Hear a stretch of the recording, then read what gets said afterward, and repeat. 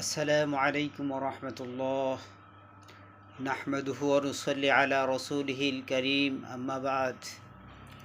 প্রিয় দেশবাসী, পবিত্র মাহে রমজান রহমতের মাস, মাগফিরাতের মাস, কোরআন নাজিলের মাস, কোরআন তিলাওয়াতের মাস। এই মাসে আল্লাহ রব্বুল আলামিন পবিত্র কোরআন নাজিল করেছেন। তাই আল্লাহ রব্বুল আলামিন এই মাসের মর্যাদাকে বৃদ্ধি করে দিয়েছেন। ঠিক যে অন্তরের মধ্যে কোরআন থাকবে, কোরআনের তেলাওয়াত হবে, ওই দিলকে, ওই লোকটাকে, ওই মানুষকে আল্লাহ পাক দামি করে দেবেন। এই জন্য পবিত্র কোরআন পড়া অনেক সৌভাগ্যের ব্যাপার। তারপরেও পবিত্র কোরআনের মধ্যে এমন কিছু কিছু সূরা আল্লাহ পাক নাজিল করেছেন যে সূরাগুলির ফজিলত অনেক বেশি। যেমন পবিত্র কোরআনের মধ্যে সূরা ইয়াসিন একটা সূরা, এই সূরার ফজিলত এত বেশি, এই সূরাকে পবিত্র কোরআনের দিল বলা হয়েছে। সূরা ইয়াসিন পবিত্র কোরআনের দিল শুরু।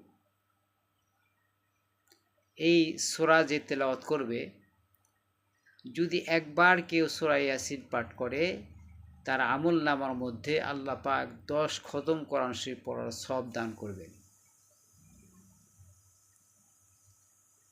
কেউ যদি সকালে একবার সূরা ইয়াসিন পাঠ করে, তাহলে সারা দিন সর্বপ্রকার বালা মুসিবত হতে হেফাজতে রাখবেন। এবং এই দিনের মধ্যে যদি সে মারা যায়, শহীদি মৃত্যুর সওয়াব পাবে। এবং আল্লাহ পাক তার জন্য রিজিক বৃদ্ধি করে দিবেন। আল্লাহ রব্বুল আলামিন অনেক ফজিলত দান করেছেন। এই জন্য সূরা ইয়াসিন আমরা কমপক্ষে প্রতিদিন সকালে এবং রাত্রিতে 2 বার পড়ার চেষ্টা করব। রাত্রিতে যদি কেউ পড়ে, তাহলে আল্লাহ রব্বুল আলামিন ওই রাত্রির মধ্যে যদি সে মারা যায়, তাকে শহীদ মৃত্যুর সওয়াব দান করবেন। এবং 10 বার কোরআন খতম করলে যে সওয়াব হয়, ওই সওয়াব আল্লাহ পাক দান করবেন।